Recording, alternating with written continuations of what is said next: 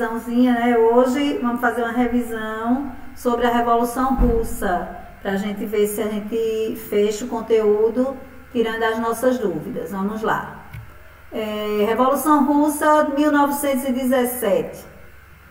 O que é que nós temos aqui de contexto? Durante muito tempo, a Rússia, junto com a Inglaterra, a França, a Alemanha e a Austrália, foi uma das maiores potências da Europa.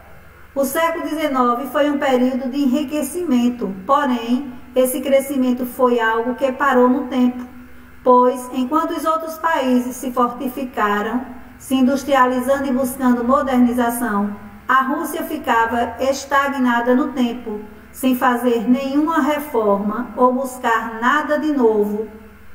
Com uma economia baseada na agricultura, ela era uma nação considerada atrasada em relação às outras, já que não acontecia nenhum investimento nem interesse em modernização das plantações. Como a gente já sabia, só para revisar, a Rússia vai ser um país onde sua principal característica de produção vai ser a agricultura, não é? Ela vai ser agrária. Ela vai ser uma produção ligada à plantação. Era rural. Ela vai ter uma ruralização imensa. Vamos lá, se liga. A Revolução Russa de 1917 foi uma série de eventos políticos na Rússia, que após a eliminação da autocracia russa e depois do governo provisório, a Duma, resultou no estabelecimento do poder soviético sob o controle do partido bolchevique. O resultado desse processo foi a criação da União Soviética, que durou até 1991. No começo do século XX, a Rússia era um país de economia atrasada e dependente da agricultura, pois 80% de sua economia estava concentrada no campo, produção de gêneros agrícolas. Também já sabíamos disso, só para revisar, só para dar um raio-x de que Rússia nós estamos falando, de como era essa Rússia, certo? Então vamos lá. O que era a Rússia czarista? Quem era o czar? Então aqui vocês têm, o país era governado pelo czar, certo? Que era o imperador, que tinha o poder absoluto, todo o poder na mão dele. Quando eu tenho um poder absoluto, eu sou detentor dos poderes na minha mão. Ou seja, todos estavam submetidos a ele, inclusive a Igreja Católica Ortodoxa. Presta atenção aqui, não falo de Igreja Católica Apostólica Romana, eu falo aqui de Igreja Católica Ortodoxa, após a divisão da Igreja Católica, certo? Então, outra coisa para se observar, os trabalhadores rurais viviam em extrema miséria e pobreza, pagando altos impostos para manter a base do sistema czarista de Nicolau II. O czar governava a Rússia de forma absolutista, ou seja, concentrava poderes em suas mãos, não abrindo espaço para direitos individuais. Então, o que é que isso significa? O ser humano, o indivíduo, o povo, o cidadão russo, ele não tinha esses direitos individuais. Ele só tinha aquilo que o czar lhe oferecia, certo? Mesmo os trabalhadores urbanos não desfrutavam, ou então desfrutavam, os poucos empregos da fraca indústria russa. Viviam descontentes com o governo czarista, né? Com o governo do czar. Né? Não era só os trabalhadores rurais, mas vocês estão vendo aí que mesmo os trabalhadores urbanos, eles desfrutavam os poucos empregos da fraca indústria russa, certo? Então tinha poucos empregos. Entre os anos de 1854 e 1856, a Rússia entrou em guerra com a Inglaterra, a França e a Turquia. Guerra da Crimeia. mas foi derrotada justamente por causa do atraso em que se encontrava o país. Vamos lá. Então, vamos falar um pouquinho aqui. Eu vou para aqui, depois eu subo para vocês entenderem melhor, certo? Em 1904, a Rússia se envolveu em uma guerra contra o Japão. Esse conflito desorganizou a economia, piorando a situação dos operários e camponeses. A humilhação da derrota acirrou os ânimos contra o czar. No ano seguinte, e aí, ó, 1904, 1905, certo? Por que é que eu estou dizendo que a gente precisa depois subir para aqui? 1905, certo?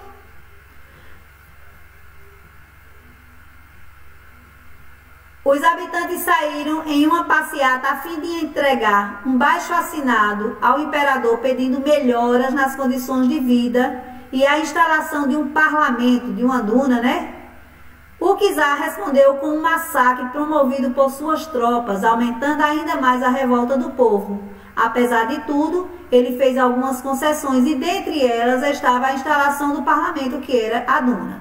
Então, o primeiro fator, certo? O primeiro fator para que isso acontecesse, a chegada da industrialização e capital estrangeiro na Rússia. Segundo fator, em 1905, a humilhante derrota na guerra contra o Japão desencadeou uma série de revoltas internas contra o regime absolutista do czar, com greves e protestos explodindo em diversas regiões do império. E aí a gente fala aqui, ainda em 1905, gerou o Domingo Sangrento, que aí é a revolta do povo que vão para a frente do parlamento e lá eles são recebidos a bala, não é, pelos militares do czar, e eles são mortos. Vão ter milhões de mortos aqui no Domingo Sangrento, que também vocês são conhecedores desse Domingo Sangrento. Então vamos lá. Aí, ó, vamos lá. Já em 1914, presta atenção. A situação ficou insustentável em 1914, quando a Rússia decidiu entrar na Primeira Guerra Mundial. Já vem trazendo várias insatisfações, vários problemas, guerra com a França, miséria, fome, querendo tirar o czar, um monte de conflito, e aí a Rússia ainda vai para a Primeira Guerra Mundial. E aí a saída para a Primeira Guerra Mundial, mesmo estando devastada economicamente, né, a Rússia, a crise militar gerou uma falta de munição durante o conflito. Quer dizer, economicamente eles estavam devastados. Aí vai haver uma crise militar que vai gerar, gente, a falta de munição durante o conflito. Imagine você numa guerra onde você não tem munição para enfrentá-la. E o que é que vai trazer? Vai resultar na perda de milhões de soldados e piorar as tensões entre o governo e a população. Porque muitos dos russos que foram para a Primeira Guerra Mundial, eles vão morrerem. Também por falta de munição, não tinham condições de estar naquela guerra. Então, vai haver a primeira fase, né, desse maior conflito. Então, essa primeira fase, ela só vai vir mesmo em 1917. 1914, início da Primeira Guerra Mundial. 1917 é quando vai haver essa fase pesada na Rússia, que vocês vão ver aqui, ó. Não é? E quem vai desencadear mesmo esse conflito, já vem essas insatisfações de décadas, de anos, de décadas, vão vir essas insatisfações, mas vai haver a marcha pelo Dia das Mulheres, que acaba se transformando em um protesto generalizado com uma situação enorme de conflito na Rússia.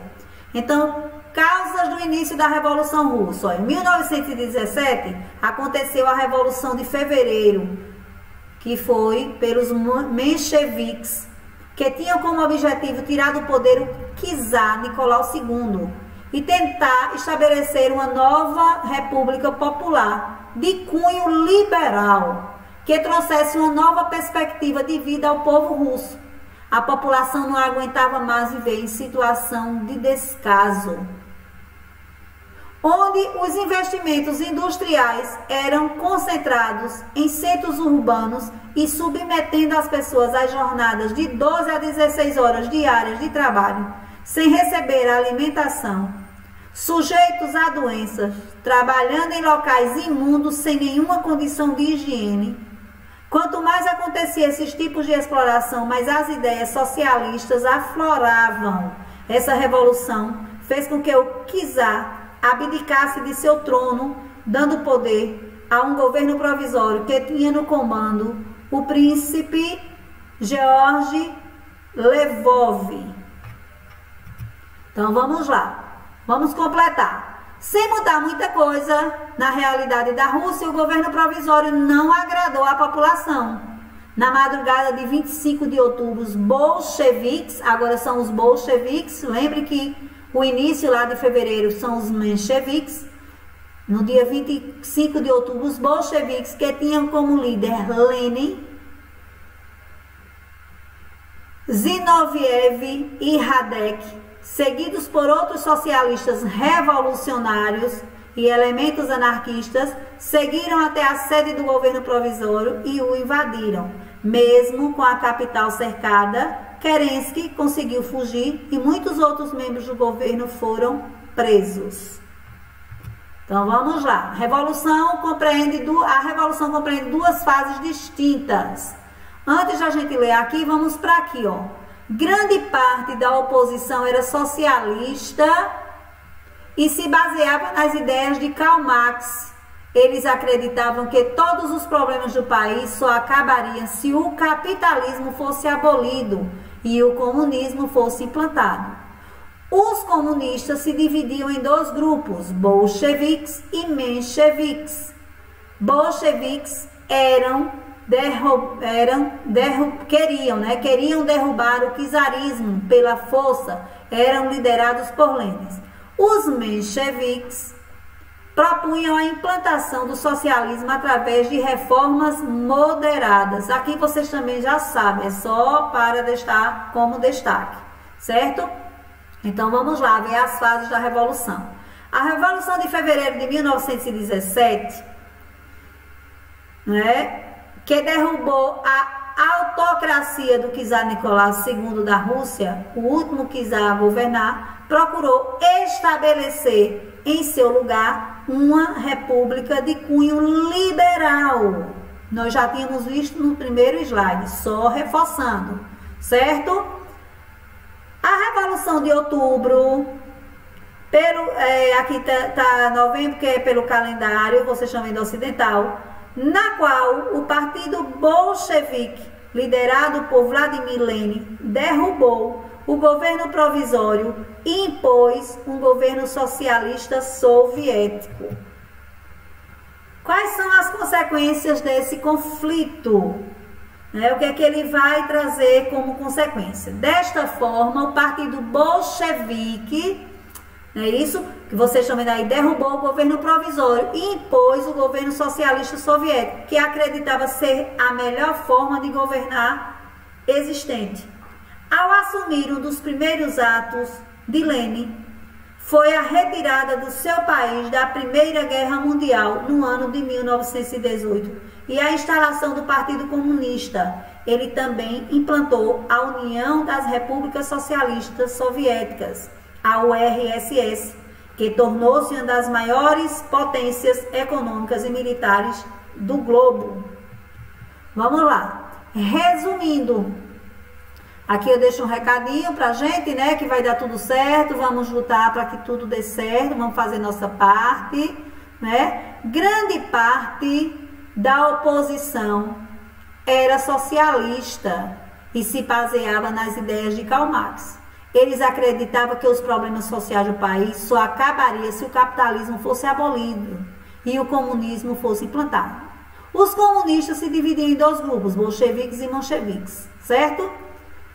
Os bolcheviques queriam derrubar o czar pela revolução eram liderados por Lenin e mencheviques propunham a implantação do socialismo através de reformas moderadas. Com o advento da Primeira Guerra Mundial de 1914, o povo russo se sentiu na obrigação de lutar, porém o combate trouxe algumas consequências. Aí vejam só aqui, bem resumidozinho. Desorganização da economia, fome, pobreza e racionamento, saques, passeatas e protestos contra o czar, renúncia do czar em 1917 diante da pressão popular. A deposição do imperador não trouxe tranquilidade aos russos, pelo contrário, o conflito passou a se dar entre os elementos da oposição. Com a derrubada do czar, o governo provisório, cujos membros se identificavam com os interesses da burguesia russa, assumiu o poder. Esse governo adotou algumas medidas como anistia para os presos políticos, liberdade de imprensa, redução de jornada de trabalho para 8 horas. Essas medidas agradavam a burguesia, no entanto, medidas visando melhoria da vida dos camponeses e trabalhadores não foram implantadas. Então, tudo isso que a gente viu nos primeiros slides, eu resumi aqui para facilitar o entendimento de vocês. Certo? Então, vamos terminar de resumir e vamos fazer com que a gente compreenda tudo. Ó. Fique ligado. Ponto 1. O operário da então capital Petrogrado, atual Petersburgo, começou uma série de greves que evolui para passeatas e manifestações, conhecida como Revolução de Fevereiro. Ao voltar de viagem, o czar não tem saída a não ser renunciar. Em 15 de março, o parlamento cria um governo provisório. 2. Os problemas permanecem e o povo começa a apoiar o partido bolchevique, cuja base é formada por soldados e trabalhadores. O apoio aumenta com o fim do exílio do líder do partido, Vladimir Lenin. Após um protesto em junho, Trotsky, outro bolchevique importante, é preso. Com medo, Lenin foge para a Finlândia. 3. Lenin retorna em outubro, ainda em meio a protestos, e os bolcheviques decidem que um levante armado é inevitável e chegam a Petrogrado no início de novembro. A tomada do Palácio de Inverno, sede do governo provisório, é pacífica e os bolcheviques passam a governar com Lenin à frente. 4. Outros opositores do governo provisório, imperialistas, liberais e etc., formam o exército branco e confrontam o exército vermelho dos bolcheviques na Guerra Civil Russa, que dura até 1921. A consequência desse conflito, vencido pelo exército vermelho, e os efeitos da Primeira Guerra Mundial deixam o país devastado. 5. Em 1922 é fundada a União Soviética, junção de 15 repúblicas que hoje correspondem a 15 países, com governo e economia centralizados na Rússia. Lenin morre em 1924 e é sucedido por Joseph Stalin. O novo líder retoma o crescimento e comanda o país com sucesso durante a Segunda Guerra Mundial, certo? E aí a gente vai ver agora no próximo capítulo, que vocês vão estudar sobre imperialismo, muita coisa do que vocês viram agora sobre a Revolução Russa, vocês vão juntar com os novos conhecimentos que vocês vão adquirir nesse próximo capítulo, que é para a gente fechar o nosso entendimento para entrar na Segunda Guerra Mundial. Certo? As dúvidas que vocês tiverem ao longo das aulas, vocês vão me perguntando e eu vou explicando a vocês. Eu tentei resumir da forma mais clara possível para vocês e deixar tudo escrito, porque a hora que vocês quiserem, vocês voltam para dar uma olhadinha. Aqui tem um recadinho deixado por mim, né? Que eu estou com saudade e essa saudade é verdadeira. certo? Não vejo a hora da gente poder voltar e ter contato físico e ter nossas aulas daquela forma que a gente tá olho no olho, dialogando, mas vamos tentando da forma que der, não é? Com as nossas limitações, fazer com que vocês compreendam as aulas e o que é que a gente vai poder conceber e aprender, porque são conteúdos de uma grandiosíssima importância. Queria pedir a vocês que a gente incorpore essa necessidade que nós estamos tendo de rotina, que é de acordar na hora da aula, de assistir a aula, de questionar, de perguntar, porque é através desse diálogo que nós estamos fazendo e que nós vamos continuar fazendo, que nós vamos conseguir vencer esse obstáculo que é essa ausência física. Pedir também a vocês que cada um faça a sua parte, né? A ciência vem pedindo a gente faça esse isolamento, que a gente não saia de casa sem a máscara, que a gente continue lavando as mãos, para que a gente, obedecendo e a gente fazendo o que é necessário nesse momento dessa pandemia, a gente, o mais rápido possível, a gente se encontre, a gente volte à normalidade.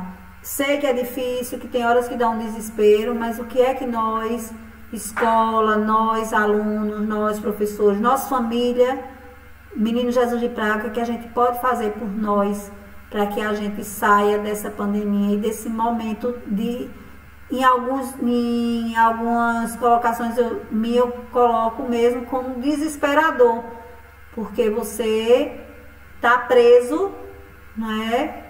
E está sem contato com as pessoas que você ama, porque tem que estar, certo? Então, até a próxima aula, se Deus quiser, estudem e vamos tirando nossas dúvidas com calma, mas vamos ver se a gente cria essa rotina de sala de aula, de assistir aula todo mundo. Cheirão para todos e até a próxima aula, se Deus quiser.